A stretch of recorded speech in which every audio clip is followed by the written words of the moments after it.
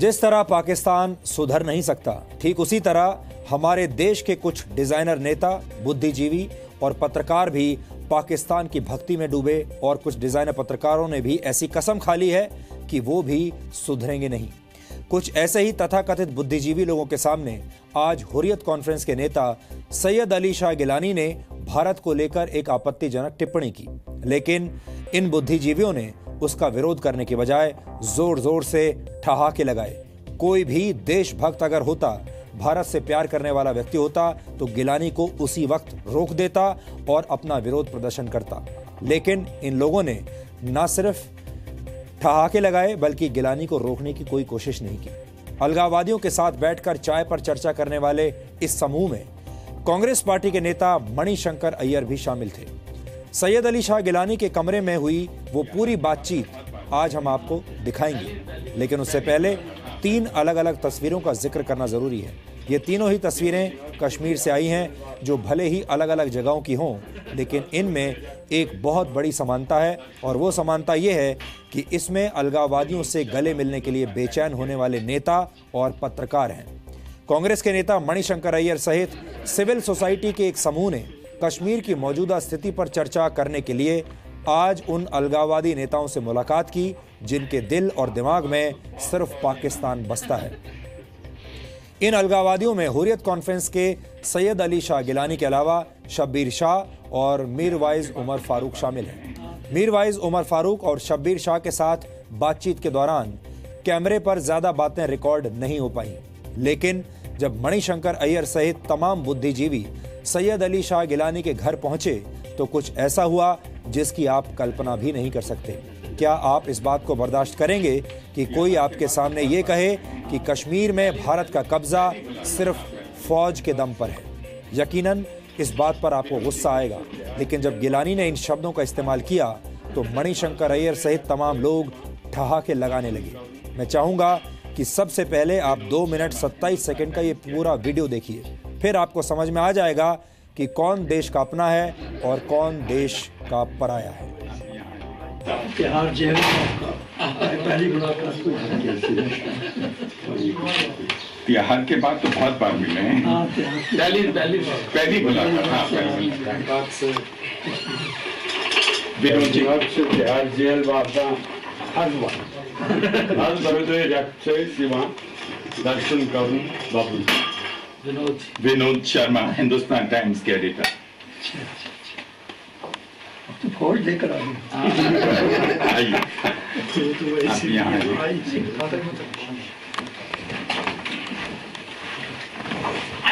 आपके पास तो बहुत फौज है ना? हाँ, आपका तो फौज के सहारे ही आपका कब्जा है।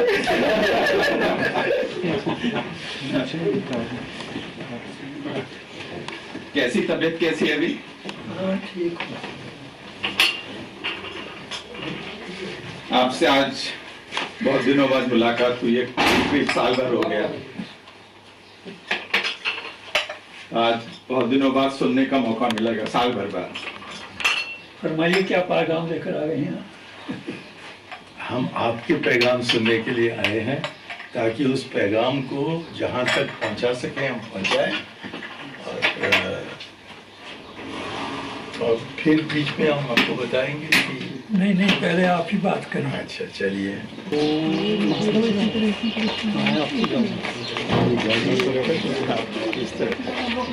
हमारी गाड़ी किस तरफ?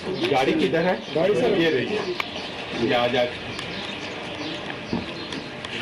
एक ही गाड़ी या 2 गाड़ी? एक ही गाड़ी। एक ही गाड़ी। हमने कहा कि आपके पास एक ही गाड़ी में पहुंचे, पांचों एक साथ। सर तो एक गाड़ी इसलिए है कि हम ये हैं तो पीस एंड वो, लेकिन हम सब लोग अपने अपने खर्चे पे आपसे मिल रहे हैं। सरकार के खर्चे पे नहीं। आपने तो वादे होने चाहिए। सरकारी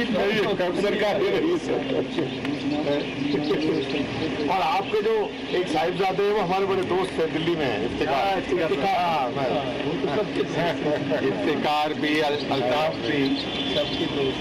चलो जर्नलिस्ट है ना, तो इसलिए हमारा तो सैयद अली शाह गिलानी से मुलाकात के दौरान इन लोगों को इस बात की जरा भी भनक नहीं लगी होगी कि इनकी सारी बातें कैमरे में रिकॉर्ड हो रही हैं। लेकिन किस्मत का खेल भी बड़ा अजीब होता है और आज इनकी किस्मत ने इनका साथ नहीं दिया और ये लोग आज पूरे देश के सामने एक्सपोज हो गए। अब आपको समझ में आया होगा कि बंद कमरे में जब इस तरह की बैठकें होती हैं तो क्या माहौल होता है, माहौल कितना खुशनुमा होता है, किस तरह की बातें की जाती हैं, कैसे गले लगा जाता है एक दूसरे से, कैसे हालचाल पूछा जाता है, कैसे स्वास्थ्य के बारे में जानकारियां ली जाती हैं और कैसे भारत सरकार का ही मजाक उड़ाया जाता है और कैसे ये लोग अलगाववादियों के साथ बैठकर अपने ही देश का मजाक उड़ा रहे हैं और अपनी ही फौज का मजाक उड़ा रहे हैं। और एक तरीके से इन्होंने सैयद अली शाह गिलानी की इस बात पर अपनी सहमति जता दी कि कश्मीर में भारत ने जबरदस्ती कब्जा किया हुआ है फौज के दम पर। अगर कोई ऐसा व्यक्ति वहां पर मौजूद होता जिसे इस देश से प्यार होता तो उसी वक्त गिलानी को रोक देता और कहता कि गिलानी साहब अपनी जबान पर लगाम लगाइए, आप गलत कह रहे हैं।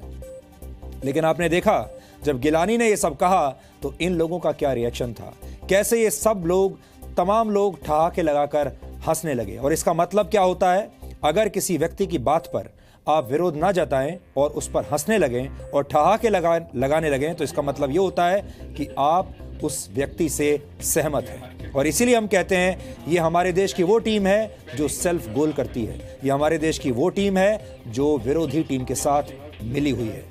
क्योंकि भारत के खिलाफ सैयद अली शाह गिलानी की एक गलत टिप्पणी और उस पर मणिशंकर अय्यर सहित सभी बुद्धिजीवियों के ये ठहाके देश के सामने आज आ गए हैं। इसलिए अब आप अच्छी तरह से पहचान गए होंगे कि इस देश के सगे कौन हैं और पराए कौन हैं। हालांकि हैरानी इस बात की है कि इन लोगों को अपनी हरकत पर कोई पछतावा नहीं है। जो गिलानी पाकिस्तान जिंदाबाद के नारे लगाते हैं, जो अलगाववादी भारत के टुकड़े करने की धमकी देते हैं, उनसे प्रेम मिलन करने का ना तो कोई औचित्य है और ना ही किसी प्रकार की बातचीत की कोई गुंजाइश है।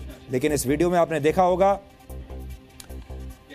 हमारे देश के नेता और बुद्धिजीवी गिलानी से ये कह रहे हैं कि हम तो आपकी बात आज सुनने के लिए आए हैं, हम आपका पैगाम सुनना चाहते हैं, हम चाहते हैं आप हमें कोई पैगाम दीजिए और फिर हम उस पैगाम को अपने देशवासियों के साथ शेयर करेंगे, आपके पैगाम को हम पूरे देश के सामने पहुंचाएंगे, ऐसा इन लोगों का कहना है।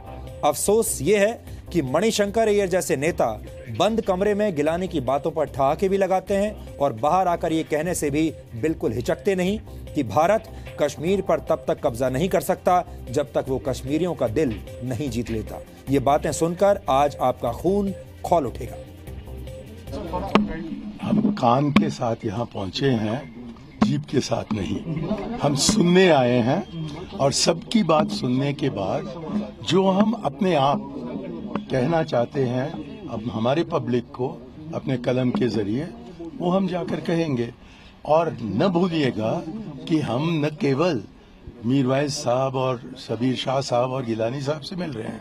साहब अभी जब आप अंदर बैठे थे तो लाइव चल रहा था, एक नेशनल टीवी दिखा रहा था कि मतलब some Congress leaders are bettering मैं कांग्रेस के तरफ तो आप उस पर क्या रद्द होगा आपका?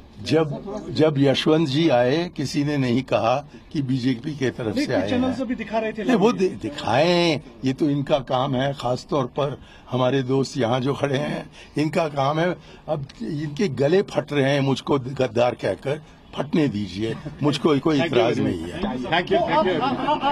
आप तो उनके अपने हैं, आपसे भी गद्दारी आपकी गद्दारी वो मना सही बात कहते हैं। तो कश्मीरी को क्या कहते हैं आप फिर? मैं कश्मीरियों से कहता हूं कि जैसा शब्बीर ने कहा कि उनके दिल में भारतीयों के तरफ मोहब्बत ही है, प्यार ही है, मेरे दिल में भी और हम सबके दिल में भी कश्मीरियों को हम अपना समझते हैं। हम समझते हैं कि भारत कश्मीर पर कब्जा नहीं कर सकता जब तक कि कश्मीरियों को वो अपने दिल से न जोड़े, और कि इसलिए कश्मीर के हित में और भारतवर्ष के हित में हम यहाँ आए हैं और उम्मीद हम रखते हैं कि छोटा बहुत हमारा कुछ योगदान है।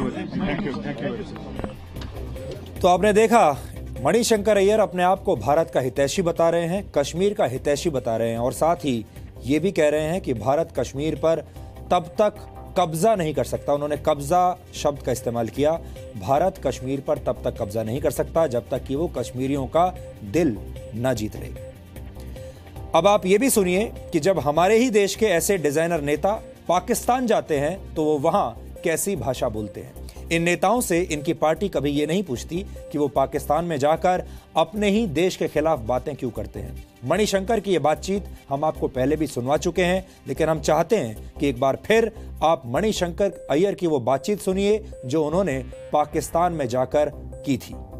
लोग ये सवाल पूछ रहे थे, किसी ने सवाल आपसे उठाया कि आखिर मोदी साहब जिस लाइन को लेकर चलते हैं पॉलिटिक्स में वो बिकती है, वो सेल होती है, उसकी एक पॉपुलैरिटी है, तो मोदी साहब अपने कोई कमजोर नहीं हो रहे इस वजह से, मोदी साहब स्ट्रांग हो रहे हैं, अपने बेस को मजबूत करते हैं। तारीख को बिहार के नतीजे आने वाले हैं और आपको दोबारा अपना सवाल करना पड़ेगा। अच्छा जी, स्ट्रांग नहीं होते जा रहे हैं, स्ट्रांग नहीं होते जा रहे हैं कि इसको बंद करना है तो एक ही तरीका है कि भारत और पाकिस्तान के रिश्ते बेहतर हों, और बेहतर करने के लिए ऐसे हमारे यहाँ वजीर आजम की जरूरत है जो फजूल के शर्तें न रखें और आपसे बातचीत करें जैसा कि डॉक्टर मनमोहन सिंह ने किया, और कि आपके यहाँ यही चीज हो कि जब की बातचीत होनी है तो आप आगे बढ़िए, करवाइए, जैसा कि परवेज मुशर्रफ साहब कर रहे थे।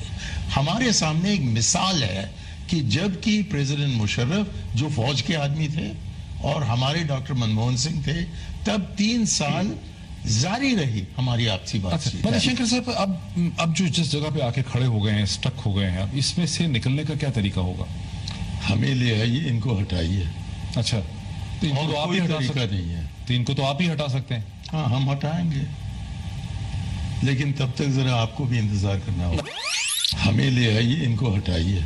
अच्छा, तो इनको तो आप ही हटा सकते नहीं है, तो इनको तो आप ही हटा सकते हैं। हाँ, हम हटाएंगे, लेकिन तब तक जरा आपको भी इंतजार करना होगा। हमें ले आइए, इनको हटाइए।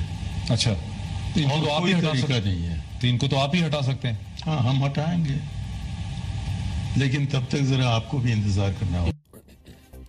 आपने अक्सर देखा होगा कि मीडिया पर और मीडिया में जो बड़े पत्रकार हैं उन पर कितने आरोप लगते हैं। अगर आप किसी एक मुख्यमंत्री, एक नेता या एक पार्टी के खिलाफ कोई खबर दे दें, प्रसारित कर दें, तो लोग कहने लगते हैं कि आप अमुक पार्टी के समर्थक हैं, ये चैनल अमुक पार्टी का समर्थन करता है, या इस तरह के आरोप भी लग जाते हैं कि पूरा मीडिया बिका हुआ है, ये चैनल बिका हुआ है, ये पत्रकार बिका हुआ है, ये एंकर बिका हुआ है, क्योंकि ये इस अमुक पार्टी के खिलाफ या इस अमुक नेता या मंत्री के खिलाफ बात कर रहा है।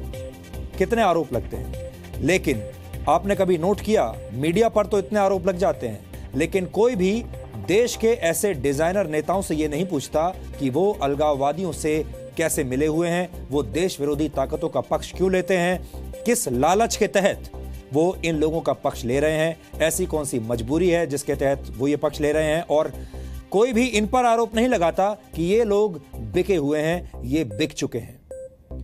अब हम मणिशंकर अय्यर, हुर्रियत के अलगाववादी नेताओं और भारत में पाकिस्तान के राजदूत की तरह काम करने वाले हर एक व्यक्ति को एक बयान सुनवाना चाहते हैं, और आप भी इस बयान को ध्यान से सुनिएगा। यह बयान उज़्मा नाम की एक भारतीय महिला का है जो पाकिस्तान से आज ही किसी तरह से अपनी जान बचाकर भारत लौटी है। सबसे पहले आप ये सुनिए कि उज़्मा के लिए एक भारतीय होने के क्या मायने हैं और वो पाकिस्तान के बारे में कुछ वक्त वहां पर बिताने के बाद अब क्या सोचती है। ये बयान आपको पाकिस्तान के अंदरूनी हालात के बारे में बताएगा और आप समझ जाएंगे कि पाकिस्तान दुनिया का सबसे बड़ा नर्क क्यों कहा जाता है। पाकिस्तान हमेशा ये कहता है कि भारत में मुसलमानों की हालत बड़ी खराब है, लेकिन अब पाकिस्तान से लौटी एक भारतीय मुस्लिम महिला आपको यह बताएगी कि पाकिस्तान में मुसलमानों की क्या हालत है, पाकिस्तान में लोगों की क्या हालत है, और पाकिस्तान में कुछ वक्त बिताने के बाद आज उसके पाकिस्तान के बारे में क्या विचार हैं और भारत के बारे में उसके क्या विचार हैं। पाकिस्तान जाना बहुत आसान है, बहुत इजीली आप वीज़ा अप्लाई कर सकते हो, आप पाकिस्तान जा सकते हो, बट पाकिस्तान से वापस निकल कर आना बहुत मुश्किल है। पाकिस्तान मौत का कुआं है, वहाँ से आप नहीं निकल कर आ सकते। आज मेरे लिए बहुत बहुत बड़ा दिन है, बहुत खुशी का दिन है कि मैं सही सलामत पाकिस्तान जैसी जगह से, और पाकिस्तान में वो जो जगह थी बुनेर, जिसको आप तालिबाना एरिया बोल सकते हो, मैं वहाँ से सही सलामत आ गई। वहाँ जाकर जब मैंने देखा, एक अजीब सा गांव था, एक लैंग्वेज अजीब थी, लोग अजीब थे, कुछ भी सही नहीं था वहाँ पे। जैसे ही मैंने वाघा बॉर्डर क्रॉस किया, मैंने अपने हिंदुस्तान की मिट्टी को अपने दिल से लगाया, क्योंकि मुझे बहुत खुशी हो रही थी। एक खुली सांस थी, जो गहरी सांस थी, जो आज़ादी थी, इसलिए मैंने अपने हिंदुस्तान की ज़मीन को चूमा। सुषमा मैम ने ही मुझे बताया कि इंडियन सिटीज़न होना ये अपने आप में एक प्राउड है। जब मैं वहाँ पर जाती थी तो सुषमा मैम का रोज़ाना मेरे पास कॉल आता था कि बेटा फ़िक्र नहीं करना, हम हैं यहाँ पर, हम लड़ रहे हैं आपके लिए, कुछ नहीं होने देंगे हम आपको, तुम हिंदुस्तान की बेटी हो, तुम मेरी बेटी हो। ये मैम जब बोलती थी मुझे बड़ी तसल्ली मिलती थी। जेपी सर मुझे आकर बताते थे कि आज सुषमा मैम का कॉल आया, आज तुमसे बात नहीं हो पाई, बट मैम ने ये मैसेज दिया है तुमको। उससे मेरी हिम्मत बनती थी कि मेरे लिए मैम इतना कर रही है, मेरे लिए मेरे भारत की सरकार इतना कुछ कर रही है, गवर्नमेंट इतना कुछ कर रही है। ये अपने आप में बहुत बड़ी बात थी मेरे लिए। उज़्मा अहमद दिल्ली की रहने वाली हैं, एक भारतीय हैं जो कि गलती से पाकिस्तान चली गई थी और कुछ दिन पाकिस्तान में रहीं, और उसके बाद वो लगातार ये कहती रहीं कि उन्हें पाकिस्तान में नहीं रहना, वो वापस अपने वतन आना चाहती हैं। अब आपने उस महिला की आवाज़ सुन ली जो कुछ दिन पाकिस्तान में रहकर आई है, और अब आपने ये भी सुन लिया कि पाकिस्तान के बारे में उसके क्या विचार हैं और भारत के बारे में क्या कहती है। इसी साल अप्रैल के महीने में इंटरनेट के माध्यम से इस महिला की मुलाकात ताहिर नाम के एक पाकिस्तानी व्यक्ति से हुई थी। ताहिर ने उज़्मा को मलेशिया में नौकरी का एक ऑफर दे दिया। ताहिर वहां पर टैक्सी चलाता था। उज़्मा इसके बाद मलेशिया चली गई और ताहिर से मिलने के बाद वापस भारत भी लौट गई, और 1 मई को वो पाकिस्तान घूमने के लिए चली गई। उज़्मा के मुताबिक पाकिस्तान में ताहिर ने उसके साथ जबरदस्ती निकाह कर लिया और फिर उसका शोषण किया। किसी तरीके से वो पाकिस्तान में इंडियन हाई कमीशन तक पहुंची और भारतीय उच्चायोग ने उज़्मा को पाकिस्तान से वापस भारत भेजने में मदद की। उज़्मा का ये बयान आज हमने आपको इसलिए सुनाया ताकि आप ये समझ सकें कि पाकिस्तान कैसा देश है। हमारे देश के अलगाववादी या पाकिस्तान परस्त लोग यहाँ बैठकर पाकिस्तान के हसीन सपने देखते हैं। हो सकता है कि वो ये भी चाहते हो कि काश उन्हें बस एक बार पाकिस्तान जाने का मौका मिल जाए, लेकिन पाकिस्तान में क्या हालात हैं ये आज उन्हें उज़्मा ने बता दिया। दरअसल पाकिस्तान एक फेल्ड स्टेट है, एक असफल देश है। वहाँ कानून व्यवस्था नहीं बल्कि आतंकवादियों की हुकूमत चलती है, और वहाँ मानव अधिकारों की किसी को कोई परवाह नहीं। भारत में बैठकर भारत को ही बुरा भला कहने वाले लोग यहाँ तो ऐसा कर सकते हैं, लेकिन वो पाकिस्तान में रहकर पाकिस्तान के खिलाफ कुछ नहीं बोल पाएंगे। भारत में तो आप अभिव्यक्ति की आज़ादी के नाम पर कुछ भी बोल सकते हैं, लेकिन पाकिस्तान में बोलने से पहले 1000 बार सोचना पड़ता है। इसलिए ऐसे लोगों को हमारी यही सलाह है कि उन्हें भारत जैसा दूसरा देश नहीं मिलेगा। और आज एक भारतीय मुसलमान लड़की ने इन अलगाववादियों के चेहरे पर जोरदार तमाचा मारा है।